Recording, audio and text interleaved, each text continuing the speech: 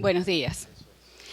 Bien, de alguna manera y sin ponernos mucho de acuerdo, algunas de las cosas que voy a tratar han sido ya tratadas por los dos exponentes anteriores, aunque no en los mismos términos, pero sí me gustaría que mantuvieran presente un poco esa historia de la que nos habló el doctor Edgardo Mondolfi y esa identidad nacional de la que nos habló la profesora Ziegler, la doctora Ziegler.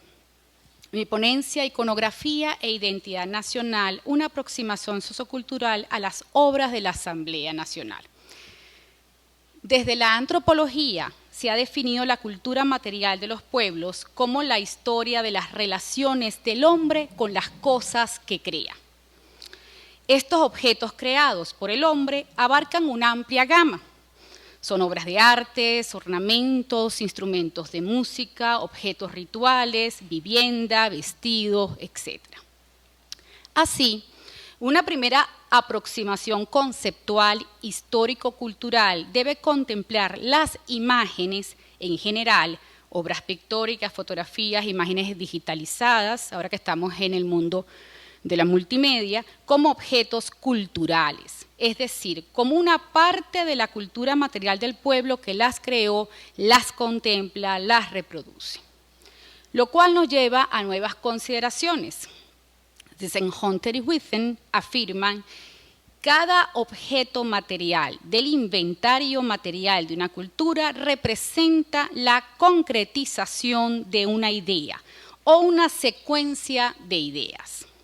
Esto es así porque los objetos materiales resultan de actos subjetivos o actos culturales que implican no solo la subjetividad humana de quien los crea y o utiliza, y la existencia de los objetos creados como tal, sino la sustentabilidad de la existencia de estos objetos. De allí que el estudio de cualquier objeto cultural, dentro de los cuales por supuesto están las imágenes, va de la mano con el estudio del ser humano que produce y hace uso de ese objeto en un lapso de tiempo determinado. Unido a ello, cuando nos aproximamos a un objeto material debemos considerar su carácter simbólico, de lo cual también hemos hecho referencia a los anteriores. Dicho en otras palabras, toda imagen representa, reproduce, reconstruye, explica, mantiene vigente y sirve de modelo a una serie de valores, creencias, imaginarios propios de la sociedad o grupo social que la crea. Toda imagen vehicula significados socioculturales. No se trata solo de mero ornato o decoración, y aun si para ello fue creada, esta función culturalmente hablando significa algo, como lo hemos visto en los retratos decimonónicos encargados.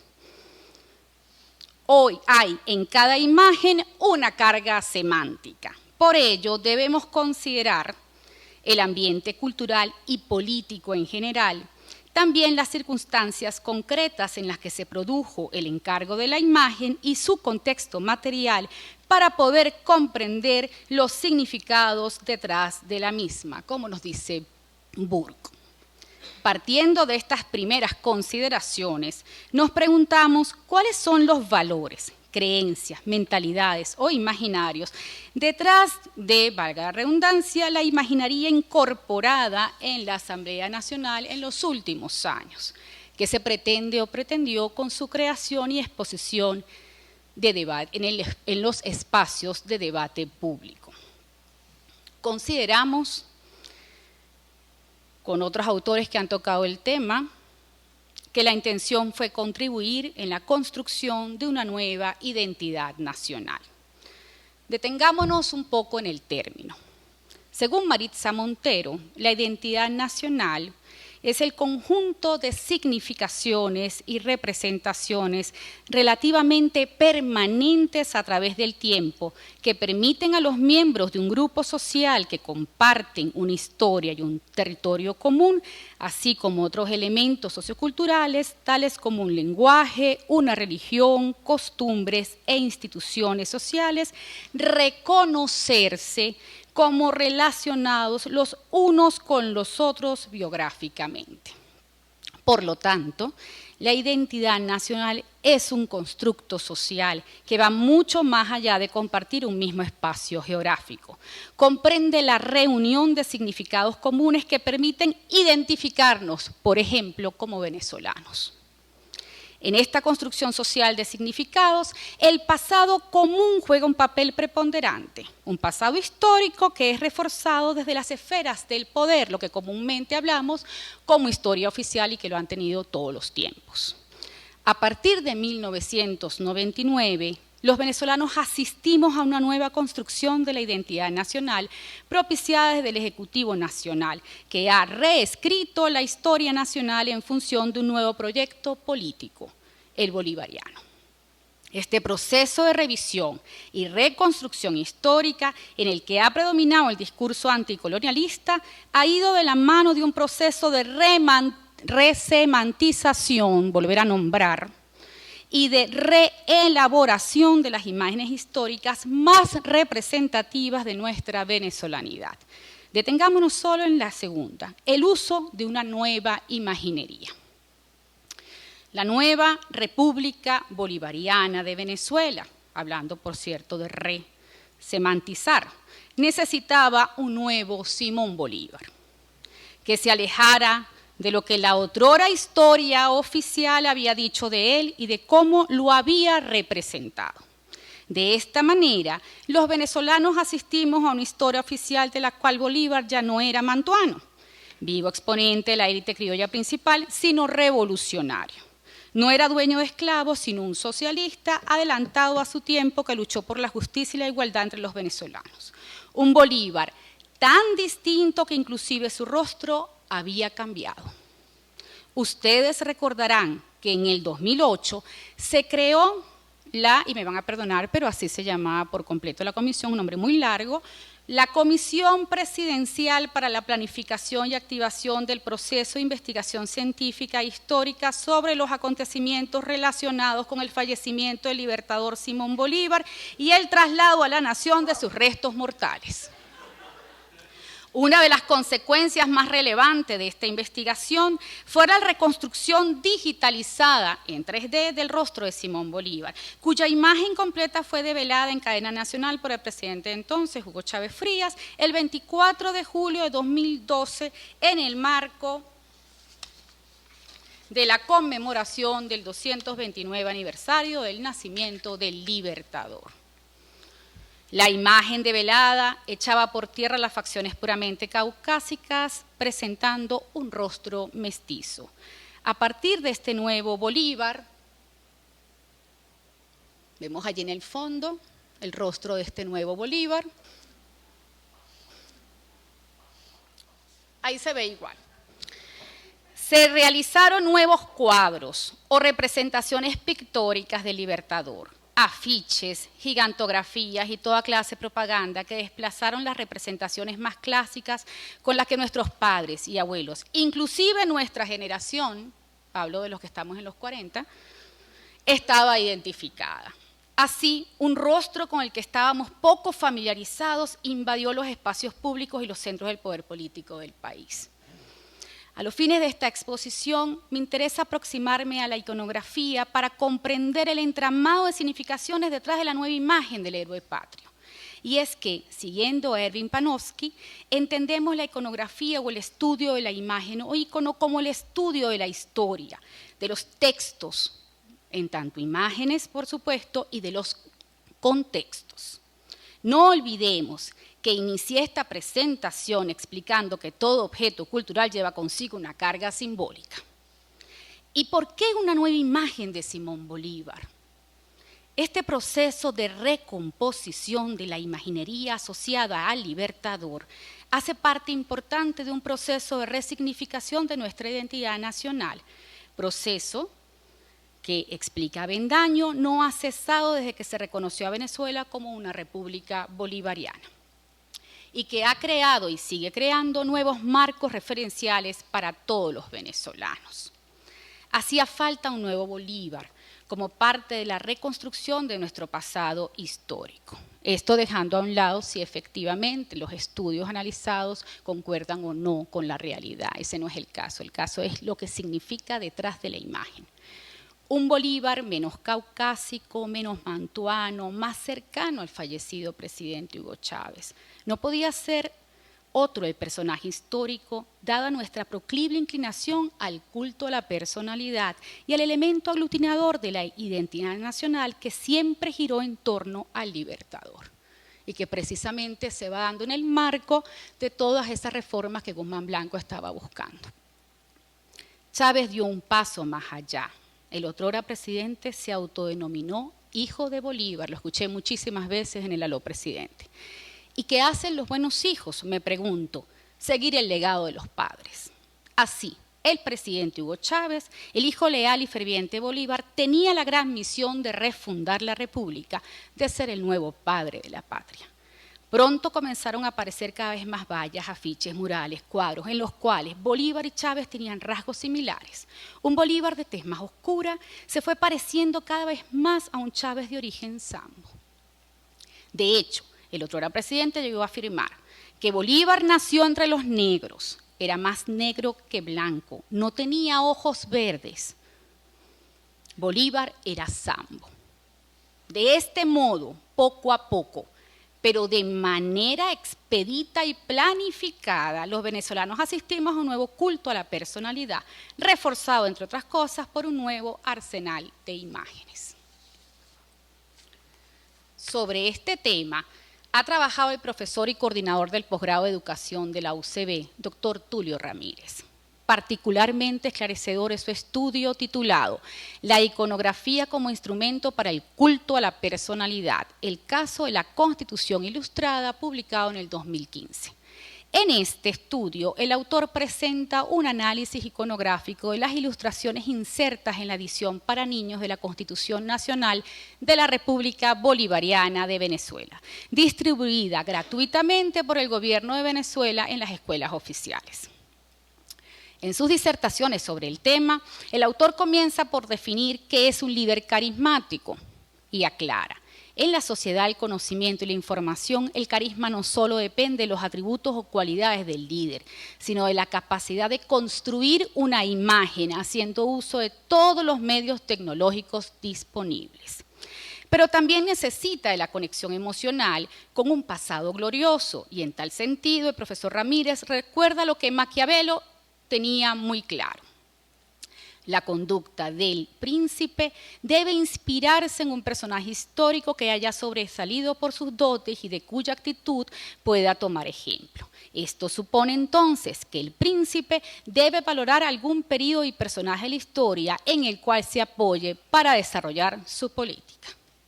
Unido a lo anterior, agrega Maquiavelo, el líder debe componer calidades extraordinarias que lo coloquen por encima del común de los mortales, tanto de sus seguidores como de sus detractores.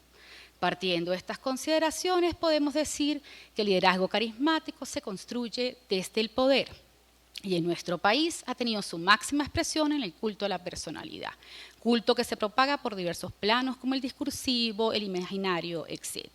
Inicialmente, como vimos, la imaginería revolucionaria que acompañó al presidente Hugo Chávez se centró en el líder venezolano por autonomacia, el libertador Simón Bolívar, pero a la par que se reconfiguraba Bolívar, se enaltecía a su hijo. Siguiendo a Weber, el profesor Ramírez recuerda que este liderazgo carismático plantea una relación también carismática. Esto significa que entre el líder y sus seguidores se establece una dominación consensuada, percibida como naturalmente justificada por las condiciones extraordinarias del líder. Relación en la cual la dominación está mediada por la admiración, el amor, el respeto, el convencimiento de que la misión trazada por el caudillo es la más conveniente para sus seguidores. Pero esta relación dominación carismática no es fácil de mantener. Por ello, para perpetuar el culto, es necesario que el líder carismático se reinvente cada cierto tiempo. Y es allí donde nuevamente la imaginería bolivariana ha jugado un papel primordial en el mantenimiento de la figura del otrora presidente como el hacedor de la patria, aún después de fallecido. Vemos entonces que la ya no tan nueva República Bolivariana de Venezuela ha desarrollado una estrategia de cohesión en torno a su máximo líder, cuyo culto ha servido para amalgamar a sus seguidores en torno a una nueva identidad nacional, según la cual ser venezolano es ser bolivariano, chavista, revolucionario y socialista, y que para ello se ha servido estratégicamente, entre otras cosas, de una nueva imaginería patria, la cual ha tenido y sigue teniendo como epicentro la figura de Hugo Chávez, pues como bien explica el profesor Tulio Ramírez, luego de la muerte de Chávez en el 2013, se acentuó esta campaña de culto a la personalidad en torno a su figura. La hipótesis que consideramos más plausible para explicar este proceder del aparato comunicacional del gobierno de Nicolás Maduro, sigo la cita, tiene que ver con la necesidad de aferrarse a la figura del líder difunto para garantizar la continuidad de los apoyos necesarios que tiene un gobierno electoralmente débil con un líder sin el carisma ni el magnetismo de su antecesor. Cierro la cita. Aclarados estos puntos, nos preguntamos: ¿cómo ha operado esta estrategia comunicacional en el hemiciclo de sesiones de la Asamblea Nacional? ¿Cuáles han sido las imágenes utilizadas a tal fin?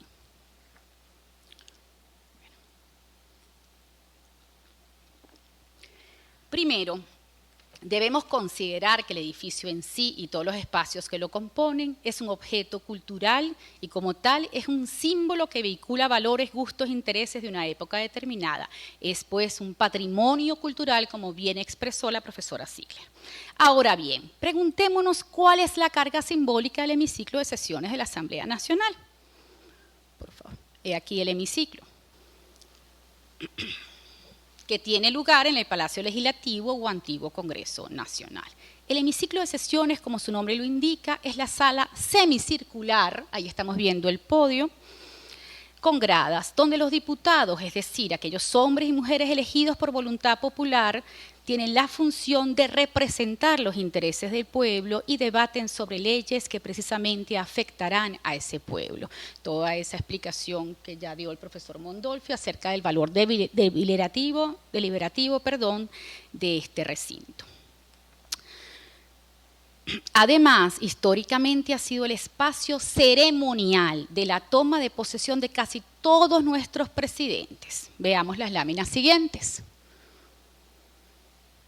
Diferentes tomas de posesión de la mal llamada Cuarta República hasta las hasta las tres tomas de posesión por diferentes mecanismos del presidente Hugo Chávez. ¿Dónde me quedé? Okay. Junto a la bandera nacional, si echas para atrás se va a ver la bandera nacional en la única foto que tenemos de Jaime Lucinchi, ¿no? Adelante. Ahí está la bandera nacional. Junto a la bandera nacional, que vemos en la foto de Jaime Lucinchi, podemos ver de soslayo el escudo nacional ubicado encima del podio, en el cual se ubica la mesa directiva, la tribuna de honor y la mesa de secretaría.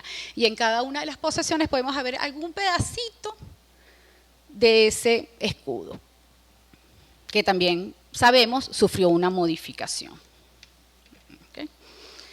Esto es así siguiendo la ley de símbolos patrios, en los que se establece que entre los lugares donde debe colocarse la bandera y debe estar el escudo nacional es este sitio. No obstante, en tiempos recientes hemos visto agregadas dos imágenes. Estas dos imágenes. No sé, si quieres aquí sí puedes apagar la luz un poquito para que la puedan ver primero. Al lado derecho del podio, para el espectador, es decir, para ustedes, el lado izquierdo, para nosotros también, lo vemos allá, una pintura de cuerpo entero del libertador Simón Bolívar. La posición del cuerpo, el traje que lleva, sí es bastante clásica, convencional o tradicional y se parece mucho a otras representaciones que bien mostró ya la profesora Ziegler. Ahora, los rasgos de su rostro no, porque a partir de la develación del nuevo rostro de Bolívar, por toda esta investigación patológica que se hizo y todas las fotos que se tomaron con rayos, etcétera, del rostro, del hueso, que se hizo la reconstrucción de ese rostro. A partir de entonces, pues todos los rostros que se representaron, la mayoría de las veces, pues fueron cambiando, se fueron acercando más a esa nueva imaginería o esa nueva imagen. ¿Ok? Entonces, vemos a un Simón Bolívar tradicionalmente relacionado, por supuesto, con su gesta como hacedor de la patria, como militar, como guerrero, con su espada, con su porte, pero con un rostro nuevo. Y al lado izquierdo de la estructura, derecha de nosotros, una fotografía de gran tamaño con la figura del presidente Hugo Chávez, que lo tenemos aquí. Como podemos ver, lleva el cinto presidencial. Fíjense quién está en el medio. El presidente actual. Y recuerden todo lo que habíamos comentado. Como podemos ver entonces, lleva el cinto presidencial y saluda a los diputados como si estuviese aún presente. Fíjense, él está saludando a los diputados, acompañando a sus diputados en el quehacer deliberativo. No creo que esto sea casual. Escoger esta imagen es preservar la imagen presidencial de Hugo Chávez. Recordemos que hablé de que en este espacio se han pasado de mano en mano la cinta presidencial, los gobiernos de la mal llamada Cuarta República y los sucesivos. No en balde, a raíz de la muerte, de su muerte, Hugo Chávez fue renombrado el comandante eterno, el inmortal, y sus imágenes, sonreído, feliz y saludable, forraron los edificios públicos, por decirlo menos. Y el hemiciclo es un ejemplo de ello. Hay que aclarar que nunca antes en la historia de esta estructura se había colocado otra cosa que no fuese el escudo nacional y la bandera nacional, como ya se ha indicado según la ley. Por eso, creo que la pregunta no es si el actual presidente de la Asamblea Nacional, Henry Ramos Ayub, debió desincorporar estas imágenes del edificio, junto a otras gigantografías del presidente ya difunto que también estaban en otras zonas del edificio, sino qué significa en los términos de identidad nacional y culto a la persona que hemos revisado aquí, que estas obras se hayan colocado en ese espacio físico. Sin duda, ambas imágenes eran cónsonas con los valores bolivarianos representativos de una identidad nacional tejida alrededor del líder fallecido. Y es así porque, como explica Gandulla, en palabras del profesor Tulio Ramírez, en las sociedades siempre ha existido un orden ideológico de poder, control y dominación. Y agrega, las formas de interpelación social de los sujetos por el discurso ideológico adquieren, por tanto, formas múltiples, una de las cuales, y no la menor, es la propaganda política cuya evidencia más expresiva se objetiva en la iconografía, y de la cual las imágenes, hasta hace poco contenidas en el hemiciclo, eran clara muestra. Todo ello formó parte de lo que Emily Avendaño denomina la lógica del espectáculo. Desincorporar estas imágenes fue una forma de bajar el telón. Gracias.